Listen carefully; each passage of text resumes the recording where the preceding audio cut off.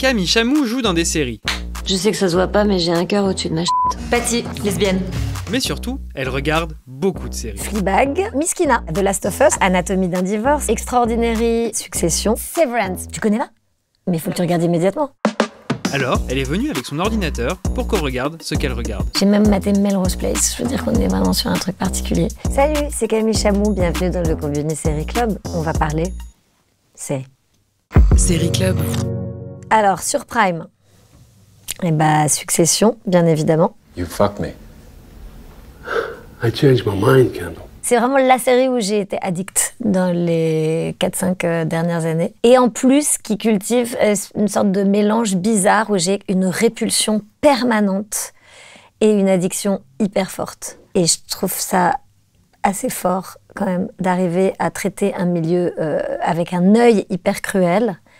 Mais il y a un truc, justement, par rapport à l'amour d'un rapport filial qui reste complètement universel, dans une bulle pourtant qui concerne peut-être 0,2% de la population mondiale. Sauf que le sujet, c'est juste être aimé par son père ou pas, donc je trouve ça hyper fort. C'est le genre de série que j'aime parce que c'est des séries de jeux où le jeu est extraordinaire, où il y a un sens du rythme très très fort, et où, enfin, c'est le genre de série que je regarde, c'est juste que c'est des séries rarissimes au niveau de la qualité. Il a inventé quand même une façon de filmer. Cette espèce de truc de zoom rapide, la façon dont il cadre, le rythme. Donc non, c'est clairement pour moi, c'est un chef-d'œuvre. Alors en famille, c'est vrai qu'avec mon fils de 7 ans et ma fille de 4 ans, ben, je leur propose autre chose comme programme. On part plus sur des choses comme... par exemple sur Barbapapa, bien sûr, hein, ou Polo, l'explorateur de l'imaginaire, ça c'est pour la petite. C'est tip top. Il y a tout plein de bonnes choses dans nos courses et pas un seul machin en plastique. Et pour le petit, par contre, on est sur des trucs un peu plus variés, mais pas Succession encore. C'est très difficile à pitcher parce que c'est muet, figure-toi. Et même ma fille de 4 ans a fini par me dire, c'est quand même une arnaque, il n'y a pas de parole. Donc... Voilà, mais par contre, il explore vraiment l'imaginaire. Il est très mignon, c'est des petits dessins très jolis. Je me suis dit, ah, ça la calme et tout, mais trop. Enfin, elle-même, elle se dit, oui, enfin, ça va, la fiction a quand même dépassé un stade maintenant. Bon, c'est un livre d'images, donc c'est saoulant. T'as combien de séries en cours, là, sur Prime ? Alors, Prime, j'en ai beaucoup. Prime, j'ai The Last of Us, hein, puisque je n'arrive jamais à le finir, puisque je crie seule, parce que je suis la seule à aimer The Last of Us dans mes amis et dans mon couple. Donc du coup, je ne trouve personne pour à aimer, à être très très accrochée, disons. Je ne trouve personne pour le regarder avec moi, et moi j'adore, mais j'ai très peur. Très peur. Je suis vraiment sur un truc de... Donc du coup, je le regarde toute seule, mais par petites bribes, parce qu'au-delà de 15 minutes, comme je regarde souvent avant de m'endormir, j'ai peur que ça m'impressionne trop. Et puis moi, en plus, fondamentalement, je suis vraiment trop réceptive, trop poreuse au genre. En fait, ça m'épouvante très facilement, je suis très impressionnable, donc voilà. J'ai rematé la saison 2 de Fleabag, parce que je la trouve parfaite.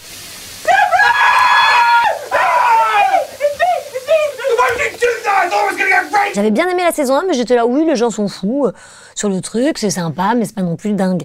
Et en fait, la saison 2, je la trouve hallucinante. Notamment dans le rapport à l'image et au storytelling de soi-même et à comment on construit sa personnalité, son identité entre 25 et 35 ans. Enfin, vraiment, je trouve ça dingue. Je la trouve parfaite. Qu'est-ce que j'ai regardé sur Amazon Prime? Un unitaire génial qui s'appelle The Big Sick, mais vous, c'est les séries qui vous intéressent. Ah, Miskina, que j'ai trouvé pas mal du tout. La même que Kendall Jenner. Il a dit Kendall Jenner. J'ai bien aimé, j'ai trouvé touchante, drôle et tout. J'ai vraiment bien aimé. Et en série... Sur ça, c'est tout, je crois. Succession. Ah ouais, Euphoria, ouais. Mais Euphoria, j'arrive pas. Et puis c'est trop tout le temps. Enfin, je me dis, ils sont tous hyper extrêmes, en fait. Moi, j'ai besoin d'un peu de normalité. Je veux dire, dans The Last of Us, effectivement, il y a des zombies. Mais là-dedans, les gens ont des comportements super normaux. Même les zombies, ils ont des comportements auxquels je peux adhérer, quoi. Enfin, je comprends ce truc d'aller tous au même endroit, de faire le même truc et tout. Je capte. Alors que Euphoria, je ne capte pas. Je suis là, genre, hein? Mais attends, tu fais quoi déjà? Je ne me souviens plus. Hey, Cass. Yeah? I have a quick question for you. What? How long have you been fucking Nate Jacobs? Combien d'épisodes tu laisses à une série avant de l'abandonner? Combien de temps tu donnes avant de donner une chance à une série? C'est pas à moi qu'il faut te demander ça, je suis narcoleptique. Donc je serais pas, c'est pas contre les séries. C'est vraiment si ça m'accroche pas, je m'endors au bout de 4 minutes. Bah, en fait, c'est sur Apple et c'est la série où ils sont enfermés là dans une... Putain, c'est vraiment le pitch de la meuf qui n'arrive pas à pitcher. Enfin, le concept en fait de votre truc, c'est la meuf qui n'arrive jamais à pitcher une série. Ils signent pour... quand ils travaillent, ils oublient tout quand ils ressortent de leur travail. Severance, voilà, c'est ça. I give consent to sever my memories between my work life and my personal life. Elle est hallucinante cette série, mais je n'arrive pas à la regarder. C'est-à-dire qu'à chaque fois, je suis là, waouh, putain, et je dors. C'est trop concept pour moi, quoi. Oh, c'est sur Prime, Sex Life of College Girls. Bah, par exemple, ça, j'ai bien aimé. Tu connais pas? Mais il faut que tu regardes immédiatement. Ben non, mais c'est hyper cru, hyper féministe, mais intégré. He shoved his hard dick against my back. Whoa, okay, his hard dick? What the fuck? Et ça a l'air d'être une série ado, je trouve ça hyper puissant. Je trouve ça hyper libre, et c'est très drôle. Et il y a Pauline Chalamet, je pense qu'elle s'appelle Pauline, la sœur de Timothée Chalamet, qui est fantastique. C'était quoi tes séries cultes quand t'étais petite? J'aimais bien Ma sorcière bien aimée. Ouais. C'est génial d'ailleurs, parce qu'elle avait des super pouvoirs de ouf, mais bon, elle voulait surtout pas les utiliser, ce qui était quand même dément comme principe. Parce qu'elle voulait être une femme hyper sympa avec son mari et ses enfants. Donc, et en fait, c'était un personnage féministe avant l'heure, puisqu'elle cherchait toujours à... En fait, elle faisait des sorties de route tout le temps avec des super... Enfin voilà, des trucs, des pensées magiques et des phénomènes magiques. Et moi, je regardais énormément les daubes officiels, les sitcoms, c'est-à-dire les un toit pour 10, enfin il y en avait 50 des trucs comme ça, une maison pour 12, enfin c'est pas les bons titres mais c'était toujours ça, genre 7 à la maison, 43 dans la baraque, enfin je sais pas, c'est ce genre de série. Bon, moi j'étais hyper cliente, c'est-à-dire que tous les trucs où il y avait des gens qui claquaient des portes dans une maison et qui entraient, qui sortaient, et qui faisaient des trucs entre frères, sœurs et pères et mères et qui se cachaient. Enfin, le boulevard, en fait, adapté à la série des années 90, quoi. C'était vraiment ça. Sauvé par le gong. Écoute bien, Screech. Personne ne doit savoir que j'ai été battu, d'accord? Compte sur moi. Ce sera bouche cousue. C'était génial. Et ça, par exemple, c'est des trucs qui ont marqué mon humour. Là où les Beverly Hills et tout, c'était plutôt dark. Mais en fait, les séries genre Zach Morris et tout ça, là, c'était des séries très très drôles. Alors, Disney, on a quoi? Bon, bah, on a Anatomie d'un divorce que je viens de terminer. She has a point. Yeah. Super, Anatomie d'un divorce, mais pas super tout le temps. C'est-à-dire quand même tout un moment où je me dis, mais... ça va pas du tout, j'aime pas du tout ce que ça raconte. Et en même temps, je peux pas m'empêcher de continuer à regarder. Et je me dis, mais elle est horrible. C'est affreux, quoi. Pourquoi ils font jouer ça à Claire Danes? Elle est épouvantable. Enfin, évidemment qu'ils se séparent. Et en fait, un épisode, tu bascules dans le point de vue de Claire Danes. C'est dément. Donc, bien joué. Bien joué, les gars.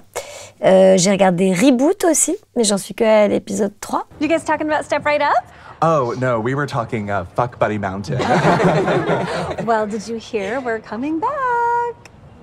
Reboot, c'est la fille scénariste qui essaie de relancer la série culte que son père a écrit dans les années 80. Donc c'est comme si la fille du mec qui a fait Hélène et les garçons relançait Hélène et les garçons. Ça parle de l'écriture, ça parle du métier, tout ça. Et donc du coup, moi je me sens extrêmement concernée. Et j'adore ce que ça raconte. Ça parle du métier sans être de l'autofiction, c'est pas mal en fait. Et ça parle surtout de la création, et puis toujours avec ce thème central de la fille et du père. Ils sont forts, les ricains, avec ce truc-là, quand ils savent pas qu'est-ce qu'ils peuvent mettre comme épine dorsale. Une fille et un père, bam. Et donc voilà, ça marche très bien. Extraordinary, le premier épisode était génial. Après je m'ai accroché. Mais le pilote était complètement dément. Puis moi, j'adore les super pouvoirs et les histoires de super pouvoirs, donc parce qu'on a tous besoin de super pouvoirs. Hey, what's up? You alright? Me? Yeah. What you got there? Wine, condoms, Pringles. Date night. Il y a des séries, des énormes séries que t'as pas regardées et t'as un peu honte de le dire. Bien entendu. Dis-nous un peu. Six Feet Under, où les gens sont là. De toute façon, à partir de Six Feet Under, les gens n'ont fait que répéter. Où t'es là, genre... je sais pas, parce que je l'ai pas vu, du coup... Moi, j'ai pas vu les séries mythiques, hein, donc j'ai pas vu Six Feet Under, j'ai pas vu Soprano. Si, j'ai vu... ma série mythique, c'était Twin Peaks. Mais à part Twin Peaks, j'ai vu aucune des séries mythiques. Cherry pie. Et tout ce qui est Friends, The Office. Ah oui, oui, oui. Après, enfin, dans Friends, quand même, sur le moment, faut pas déconner. Mais Friends, moi, je le mets dans. Enfin, en fait, c'est bizarre. C'est dans ma tête, c'est sitcom. Je sais pas comment dire. Ouais. Donc, c'est une autre catégorie. Ça, j'ai maté comme une malade de la sitcom. J'en ai bouffé, mais laisse tomber. J'ai même maté Melrose Place. Je veux dire qu'on est vraiment sur un truc particulier. Mais c'était extraordinaire. J'étais complètement addict. Bah, c'est-à-dire que c'était des petits voisins dans une résidence. Et puis, soudain, à l'épisode 20, ils deviennent fous. Ils se mettent à se buter, à se violer. Ils font des trucs fous. Et tu peux plus te décrocher. T'es là genre, ah ouais. Je pense que ça marchait pas assez au début. Ils ont fait, on va passer un petit level dans la violence. Et tout le monde s'est mis à regarder comme des oufs. Marrant. Alors, MyCanal. Ah, Opéra aussi, j'avais énormément aimé la saison 1. Et je viens de commencer la saison 2, mais je me suis endormie, toujours ce problème de narcolepsie. Mais j'aime beaucoup. La fille qui joue dedans, Ariane Labette, je crois. Elle est super et j'adore les thématiques. Et ça, pour le coup, c'est pas une série humoristique, mais il y a, comment il s'appelle, Raphaël Personnaz, il est génial dedans, il fait le directeur de l'opéra, il est hyper fort. Et non, j'ai trouvé super, j'ai trouvé que pour une série française, genre OCS, c'était vraiment genre d'une qualité de ouf et tout, j'ai trouvé ça vraiment très très bien. Ah, The White Lotus, évidemment. How was your caprese? J'ai adoré la saison 1, moins la saison 2, mais on n'est pas là pour faire des critiques. Et d'ailleurs, c'était quoi ta réaction quand on t'a demandé de jouer Chat-Aléré, quand on t'a pitché le personnage? Quand Jonathan m'a proposé le personnage de Chat-Aléré, donc déjà ce qui est très drôle, c'est qu'il ne m'a pas dit de quoi il s'agissait et je n'ai pas compris le nom du personnage. J'ai vraiment compris Chat-Aléré, en fait. Et je n'ai pas tout de suite compris. Donc après, j'ai eu une discussion avec mon agent qui m'a dit bah, c'est parti, et ce, sans culotte. Et là, j'ai dit, comment ça? Et alors, moi, je faisais toute confiance à Jonathan parce que je venais de faire première vacances avec lui et que je le trouve hilarant, hyper doué et que je le suivrais jusqu'en enfer, quand même, quasiment. Et j'ai lu le truc et je l'ai rappelé et j'étais là. Et il m'a dit, non, mais fais-moi confiance et tout. Et on a bossé. Et j'étais hyper contente. Oh putain. Oh. C'est bien ça, chatte. Ah la vache. Quelle technique. J'ai adoré ce truc de jouer, d'être dans la cachitude, de plus jouer en fait, d'être dans un truc de cachitude permanente et d'en avoir rien à foutre, d'être à poil, d'être machin. Enfin, j'en avais rien à foutre de rien, du coup. Tu t'es obligé de te mettre dedans, sinon c'est quand même très chelou de tourner à poil. Les 2 premières séries que j'ai faites, c'est grâce à Jonathan, La Flamme et le Flambeau, et c'est des séries de divertissement pur et extrêmement bosser, mais où donc ta sensation, c'est comme de travailler, ça se rapproche plus de ce que je connais.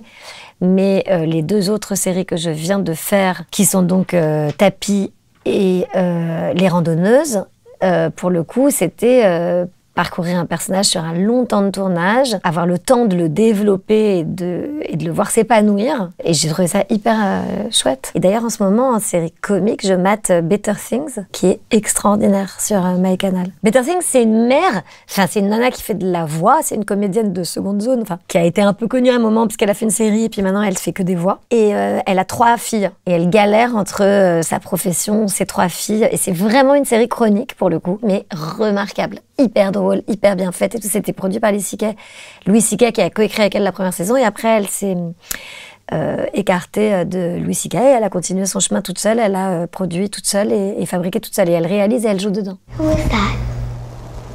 Sophie's dad. Ew! Ew! Yeah, that was a big mistake. Ah, voilà, donc mon prochain truc que je n'ai pas encore maté mais où tout le monde m'a dit c'est génial, c'est Ted Lasso. Donc ça, j'ai jamais regardé et tout le monde me dit c'est dément, c'est dément, c'est dément, c'est dément. Je m'y suis mis 3 ans après tout le monde aussi, là j'ai commencé à regarder il y a 2 semaines. Mais c'est très réconfortant comme série. Ouais. C'est très wholesome. Bah voilà, je vais clairement passer à Ted Lasso. Right now, we are being so unoffensive, we might as well be a Hallmark Christmas movie. You know what I'm saying? Tu passes combien de temps par semaine à regarder des séries, toi? En ce moment, pas mal de temps. Parce que je suis en tournée. Avant, quand tu étais en tournée, tu regardais la télé et tu t'endormais devant. Et désormais, tu regardes une série, tu la binges et tu t'endors devant. Tu prêtes tes comptes un peu, toi? Tes mots de passe et tout? Ouais, je m'en fous complètement. J'ai pas un instinct de propriété de ouf avec mes codes plateforme. Et après, tu t'en fous que ce soit un peu, qu'il y ait des trucs qui apparaissent ou des... Et après, quand quelqu'un t'empêche de regarder ta série parce qu'il est lui-même en train de regarder la série, c'est pénible. Tu fais quoi dans ces cas-là? Ah bah c'est là que tu perds tout, tu vois. T'as été hyper généreuse, hyper sympa, t'as donné ton code et d'un côté là. Allô? Ouais, bah je sais pas, c'est marrant, non? Enfin, c'est bizarre quand même de pas prévenir. Bon, donc... T'avais envie de jouer dans des séries quand t'étais petite? Enfin, tu disais je vais jouer dans des séries, etc. Non, pas du tout. Ah ouais? Mais après, quand j'étais petite, je crois que je me disais même pas que je vais jouer dans des films. Je pense que je me disais je vais jouer au théâtre et je vais être Sarah Bernard. Et Sarah Bernard dans une série, ça... C'est grave possible. Ouais. Tu viens de me donner une putain d'idée. Je te laisse parce que là, je pense que j'ai des petits rendez-vous à honorer avec 2-3 plateformes. Mini.